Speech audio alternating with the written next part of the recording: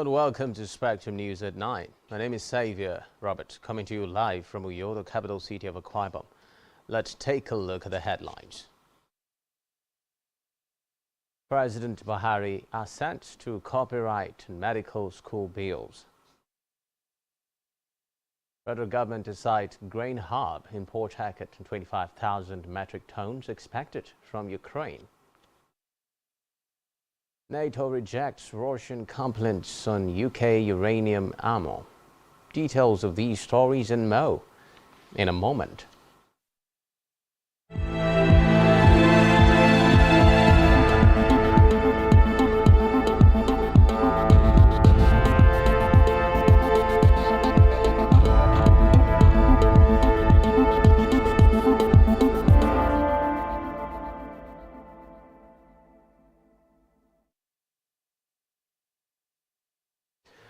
First in the news tonight is Nigeria's leader, President Muhammadu Buhari, who has signed copyright and medical school bills recently passed by the National Assembly into law. The senior special assistant to the President of National Assembly Matters, House of Representatives Nasiru Ila, made this known in a statement he issued today. According to Ila, the President assented to the bills on March 17. He noted that the enactment of the new Copyright Act has again demonstrated the commitment of the President's administration to re-energizing Nigeria's creative economy and making it more globally competitive in the digital age. Meanwhile, President Buhari has approved the redesignation of the State House Clinic back to Medical Center. Permanent Secretary, State House Tijani Umar disclosed this in Abuja after a pre-commissioning inspection of the new presidential VIP wing of the State House Medical Center by Secretary to the Government of the Federation SDF Boss Mustafa, Minister of Finance, Budget and National Planning Zainab Ahmed, and Minister of State, Finance, Budget and National Planning Claim Abba. Umar disclosed that all is set for the inauguration of the new world-class facility by the President to add to the growing number of completed and commissioned legacy projects of his administration. He added that the calibration, testing of equipment and training of medical personnel are ongoing, and the Presidency is determined to ensure that the center remains fully operational and well-maintained after inauguration.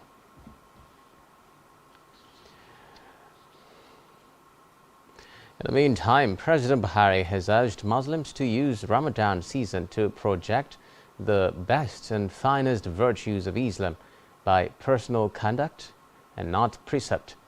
In a goodwill message to mark the beginning of the holy month of Ramadan, Buhari called on Muslim faithful to practice the teachings of Islam, such as kindness and the love of humanity, as they commence 30 days of Ramadan fasting.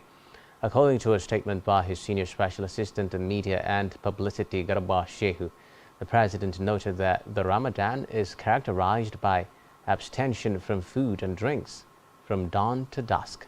Meanwhile, the Nigerian Supreme Council for Islamic Affairs has enjoined Muslim faithful to devote themselves fully to the worship of Allah throughout the holy month, urging them to use the period to pray for the progress, peace, and prosperity of the nation. Away from that, now, despite controversy surrounding the establishment of the national carrier Nigeria Air, the federal government, through the Ministry of Aviation, has revealed that local and international flights will commence soon. The Minister of Aviation, Hadi Sirika, made this revelation at the ongoing National Aviation Stakeholders Forum 2023 in Abuja today. Speaking further, the minister said the benefits Nigeria stands to derive from the establishment of the national carrier are reduced capital flight from Nigeria. Meanwhile, the federal government has indicated plans to install facial recognition technology at major airports in the country.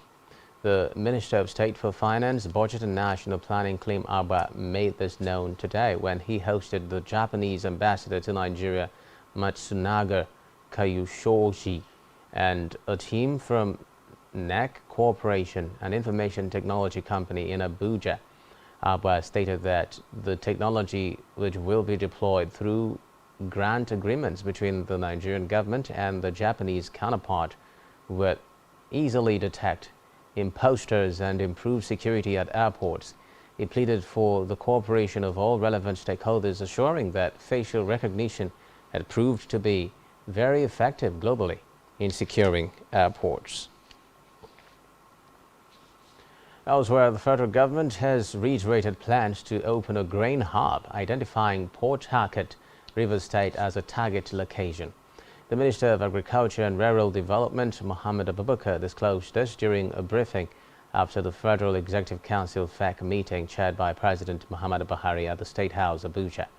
Abubakar revealed that Port Harcourt had been selected as the hub for the 25,000 metric tons of wheat expected from Ukraine, as Russia also extends its supply of grains to the country through a United Nations arrangement.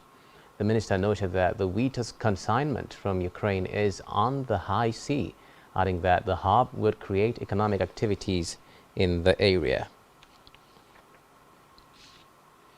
In another development, federal government of Nigeria has presented a new curriculum on child rights reporting for polytechnics in Nigeria for effective dissemination of information by the media. The Minister of Information and Culture, Lai Mohammed, at a two-day media training organized by the United Nations Children's Fund, UNICEF, said the instructional guide was developed to fill the knowledge gap on children's rights for journalists and communications in schools. Mohammed said the new curriculum will facilitate the movement of all journalists from the present level of child rights awareness to a certain degree of knowledge, bringing about the needed paradigm shift in reporting issues as it affects children. He said knowledge of the curriculum and its factual reporting will expose children to their rights to survival, development, protection, and participation. In the meantime, federal government has commenced the enforcement of the petroleum measurement regulations as well as 5 other laws in the midstream and downstream oil sectors.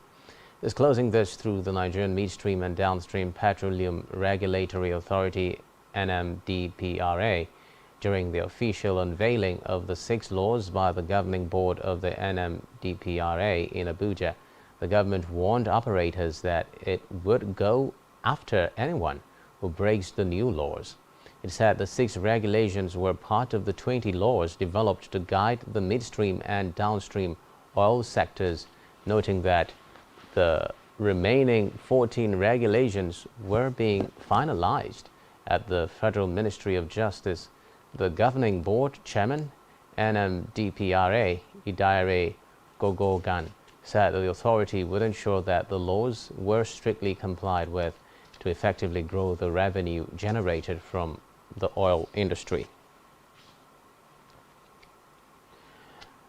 Moving on now to the legislature, where the House of Representatives has urged the federal government through its relevant agencies to fix dysfunctional facilities at the Nnamdi Azikiwe International Airport, Abuja. At the plenary today, the House specifically urged the government to, as a matter of urgency, fix the escalators for lifts at the airports across the country, as well as provide more airside buses and conveying belts. The House also mandated its Committee on Aviation to ensure compliance with the resolution and report back within 1 month for further legislative action. According to Federal Airport Authority of Nigeria, data on flights and passengers (NAIA) is the nation's second busiest airport after the Murtala Muhammad International Airport, Lagos.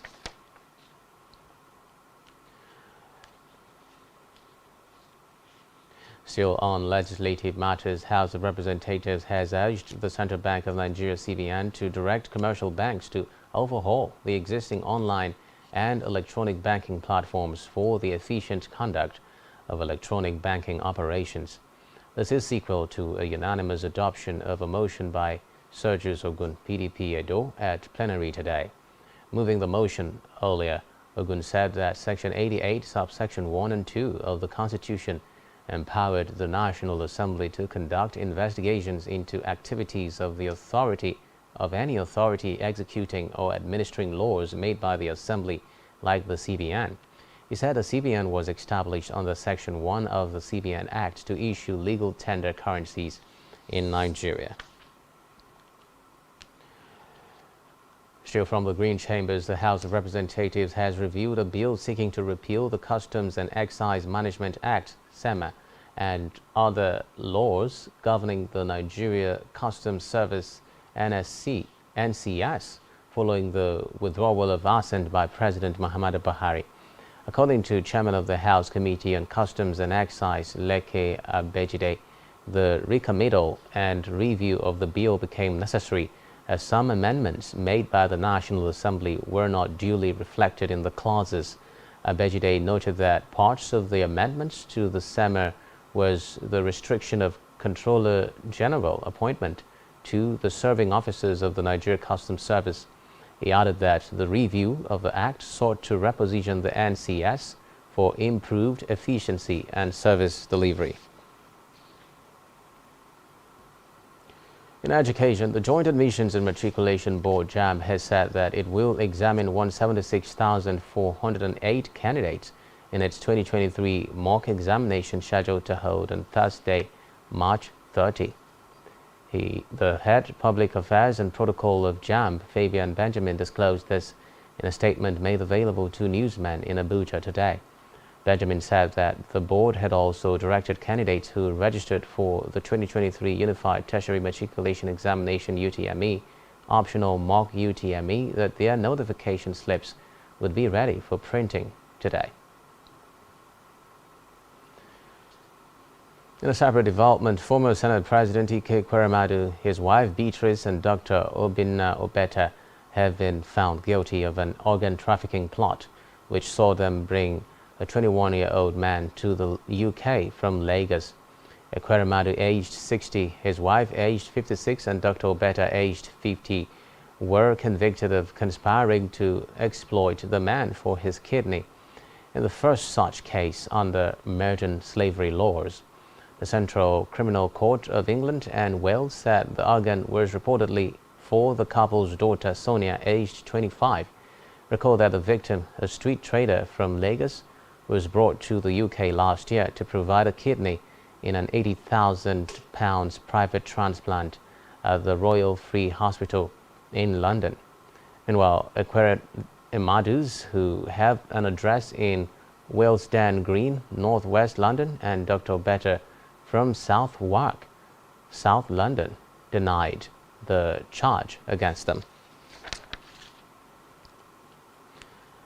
Away from that, the federal government has fixed a new date for the conduct of the 2023 National Population and Housing Census in the country.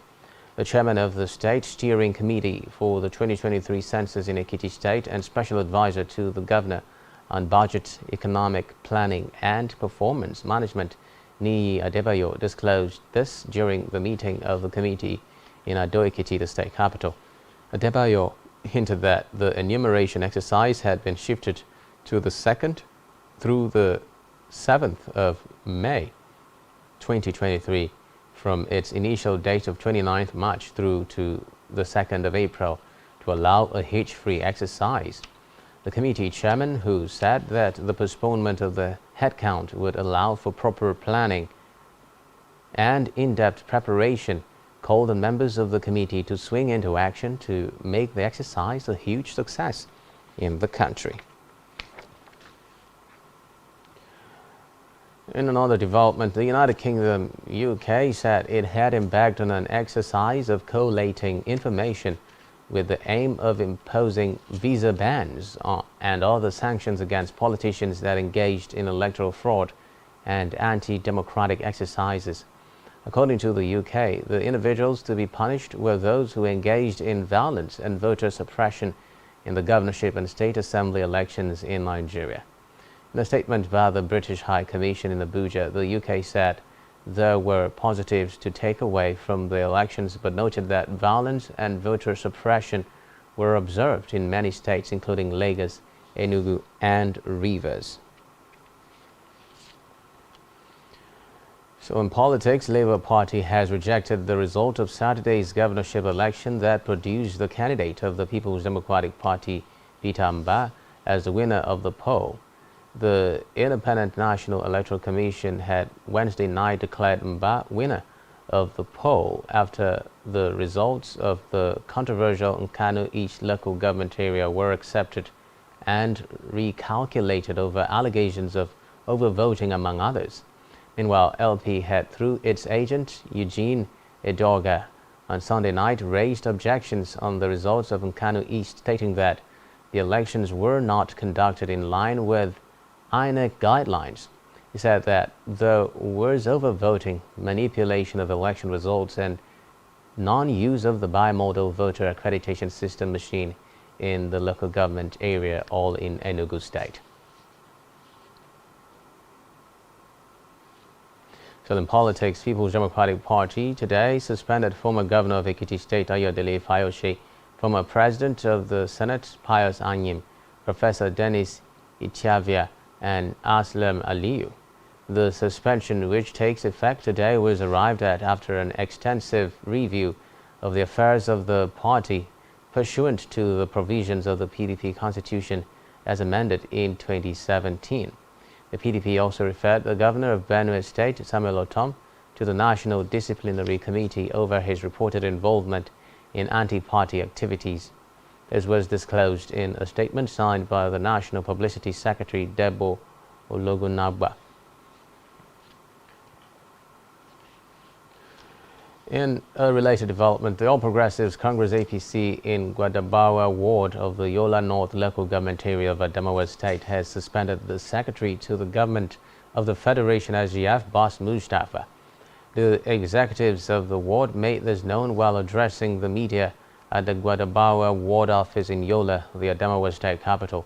According to them, the SGF failed to assist the party at the ward level in the 2023 general elections. They alleged that Mustafa did not give a helping hand during the presidential and governorship elections in the state. The secretary of the APC in the ward, Abdul Karim Nuhu, however, did not state when the suspension will end.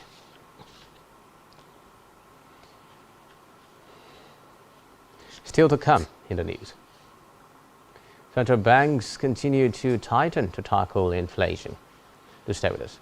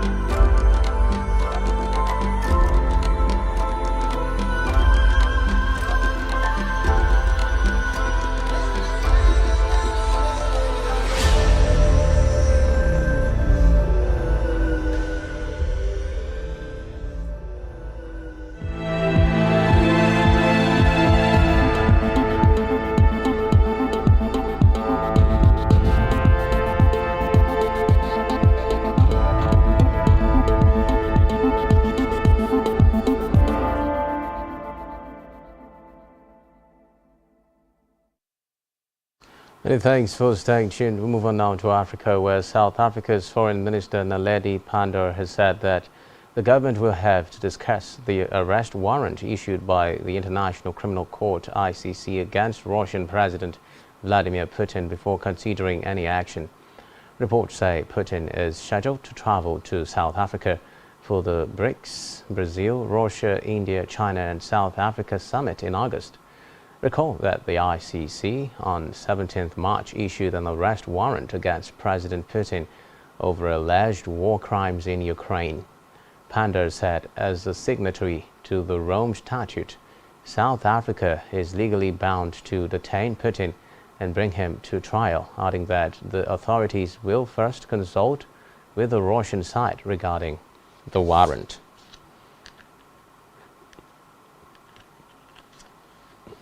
Still in Africa, the White House has warned Uganda of possible economic repercussions if a new bill to crack down on homosexual activities become law. The bill proposes life sentences for people who identify as gay in Uganda. It also includes the death penalty in certain cases. It is awaiting a presidential assent before becoming law. Now, the European Union has also expressed deep concern about the anti-homosexuality bill. In a statement, it said the criminalization of homosexuality is contrary to international human rights law. Meanwhile, a court in Kenya's capital Nairobi has barred Meta, Facebook's parent company, from laying off its content moderators pending determination of a lawsuit that is challenging their planned dismissal. The Labour Court also barred Meta and its outsourcing firm, Sama, from hiring other moderators to replace the sacked ones. The lawsuit was filed by 43 Facebook moderators in Kenya hired by Sama on behalf of Meta. They allege that the redundancy exercise being undertaken was unlawful. The moderators told the court that they have been given varying and confusing explanations for the redundancy, according to reports. Well, at least 260 content moderators were set to lose their jobs. Meanwhile, Meta and Sama have been given 7 days to respond to the application. In the meantime, Prime Minister Abiy Ahmed has appointed a senior member of the Tigray People's Liberation Front (TPLF), Getachew Reda, as the head of the newly established interim administration in the northern region of Tigray. The TPLF, which fought a 2-year civil war against the federal government, nominated Getachew last week. Tens of thousands of people died in the fighting, and the conflict sparked a huge humanitarian crisis. All sides have been accused of committing war crimes by the U.S. administration. The move is part of an implementation of the peace agreement the TPLF and the federal government had signed in South Africa. According to reports, the interim regional administration will be in position until regional elections are held under the supervision of the Electoral Commission. The date is yet to be set. Elsewhere, Algerian media say the authorities have dismantled the network involved in smuggling migrants from Syria to Europe. 15 suspects have reportedly been arrested, 9 of them Syrians and 6 Algerians. A 5-month investigation is said to have uncovered how the people smugglers transported undocumented migrants from Syria and Lebanon to an airport in eastern Libya. From there, they were taken along desert tracks to the Algerian port of Oran for clandestine sea crossings to Europe.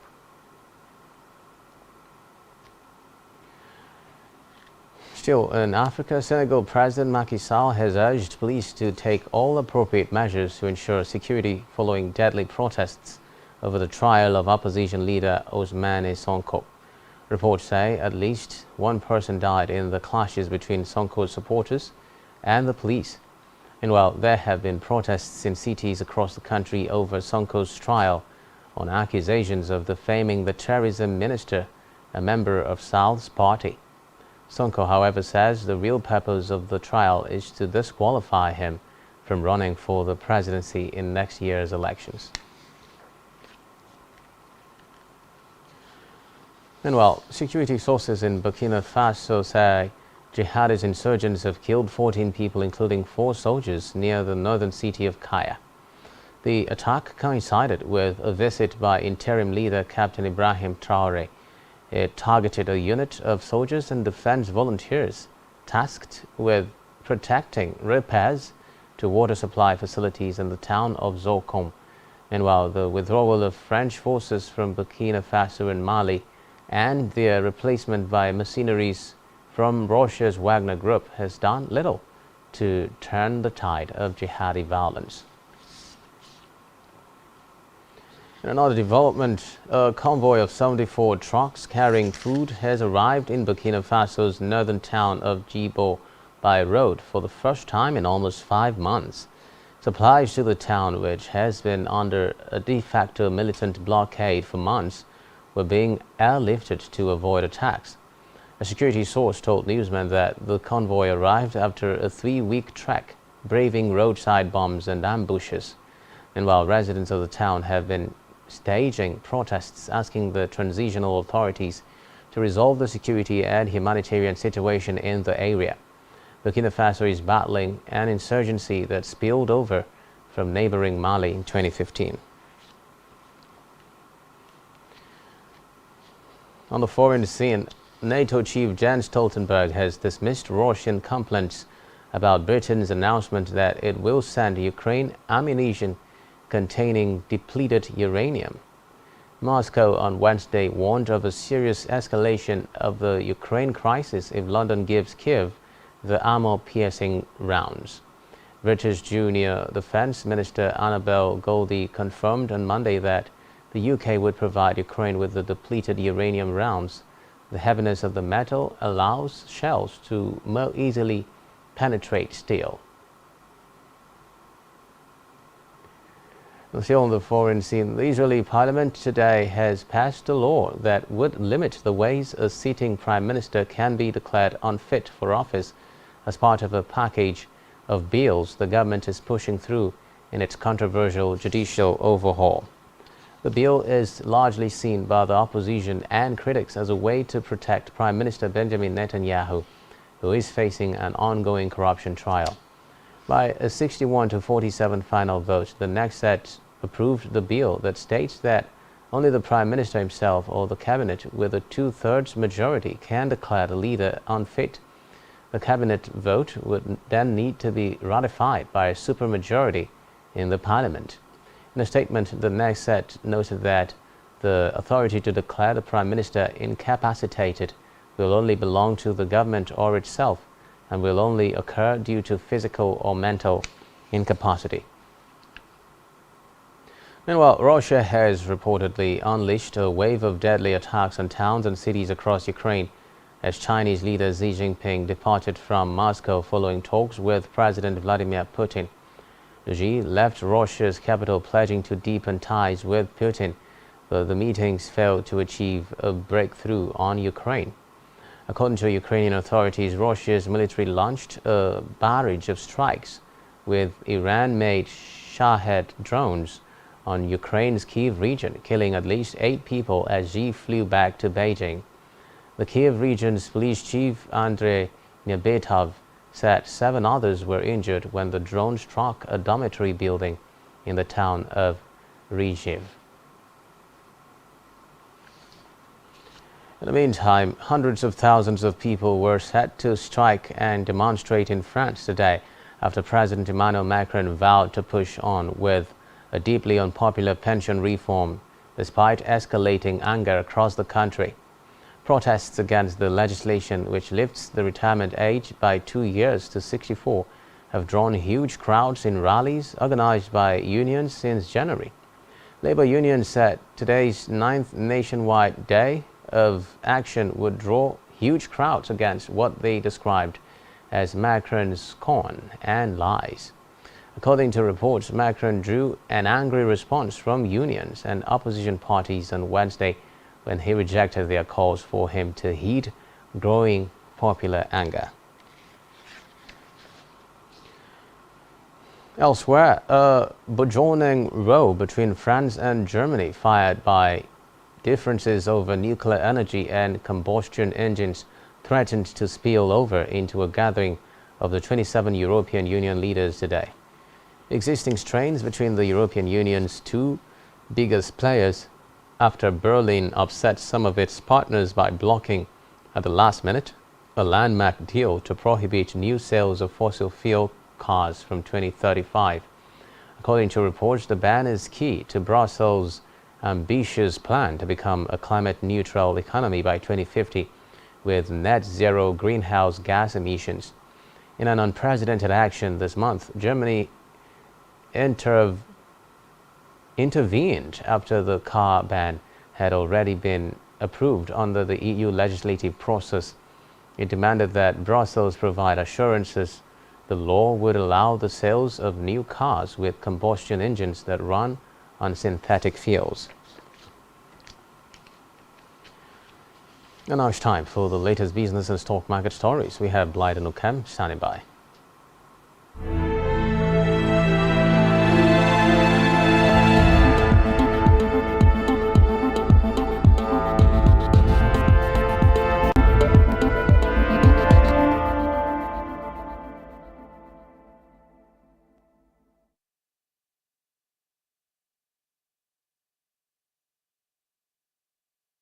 Thank you and welcome to Business News. My name is Blyden Ukem. In the news, central banks continue to tighten to tackle inflation. The Bank of England has raised the key bank rate by 25 basis points to 4.25% as expected, and the Swiss National Bank increased its key policy rate by 50 basis points to 1.5%, bringing borrowing costs to the highest since 2008. Despite the recent turmoil in the banking sector. The largest bank also hiked interest rates by 25 basis points to 3%. In Asia, central banks of the Philippines and Taiwan also tightened.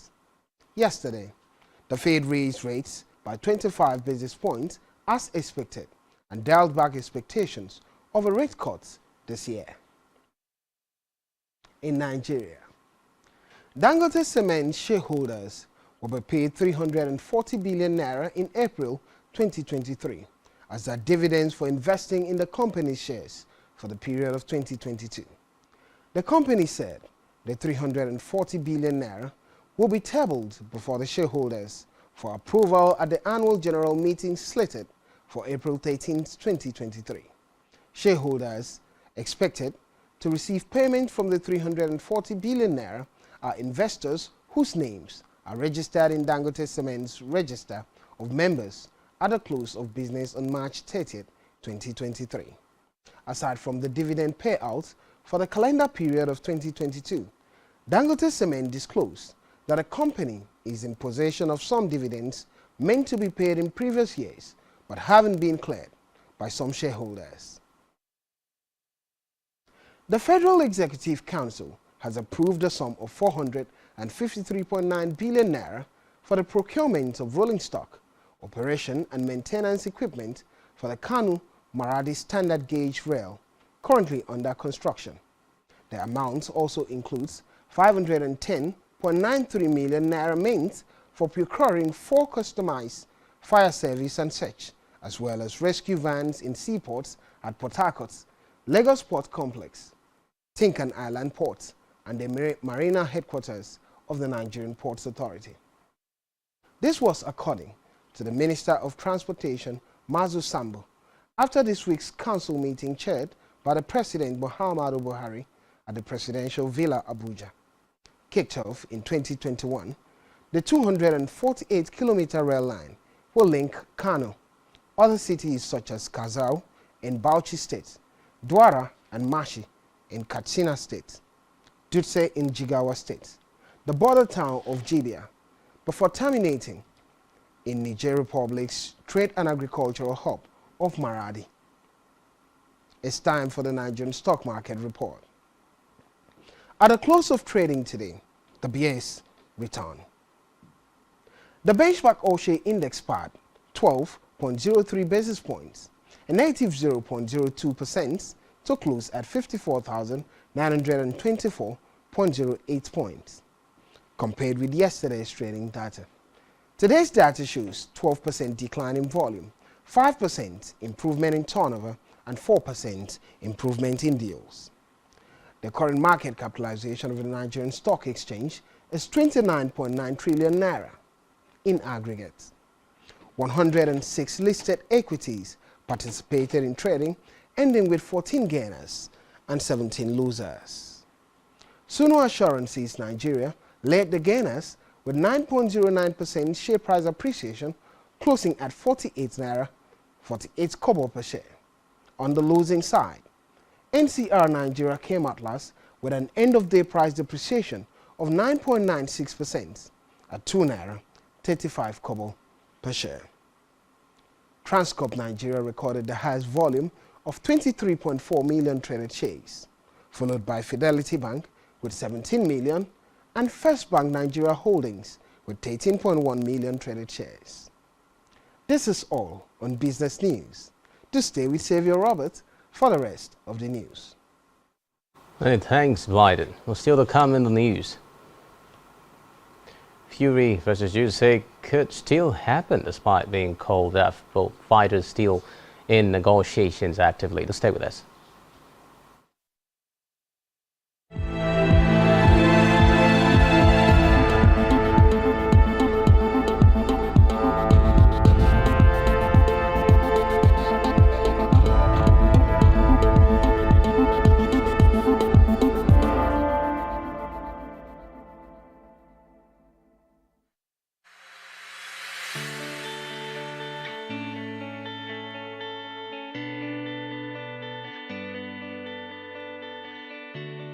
Every day, we bring you up-to-date information on topical issues affecting the common Nigerian. From issues on politics, Hello, Nigeria. I remain committed. security,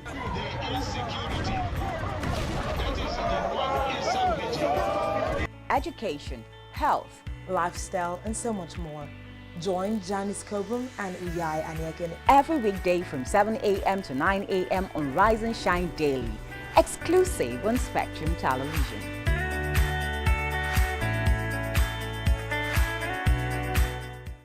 Nigerian police, which is the only one allowed by grossly abused. Our governors have to share police powers with the president as stipulated by the constitution. We do not have a federal government police force. We have the Nigeria Police Force, which shall be administered, organized, and supervised by the Nigerian police. No, my lord, I want to say something. I want to say something here.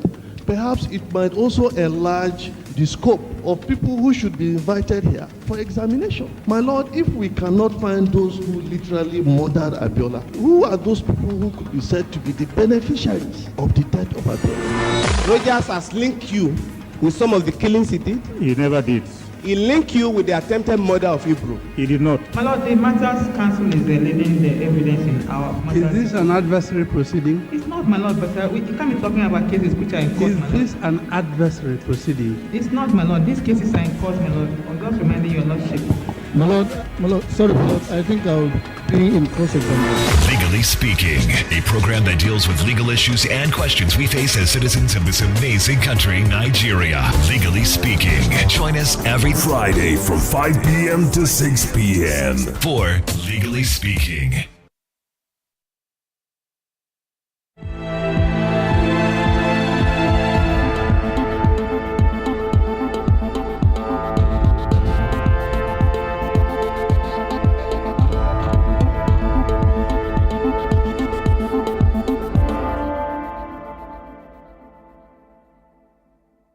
Many thanks for staying tuned. World Health Organization today said the Marburg virus epidemic in Equatorial Guinea has left 20 people dead over the past 2 months. According to the government, the outbreak of the hemorrhagic fever, which is almost as deadly as Ebola, has now spread beyond the province of Kiantang, where it caused the first known deaths in January and has reached Bata, the economic capital of the small Central African country.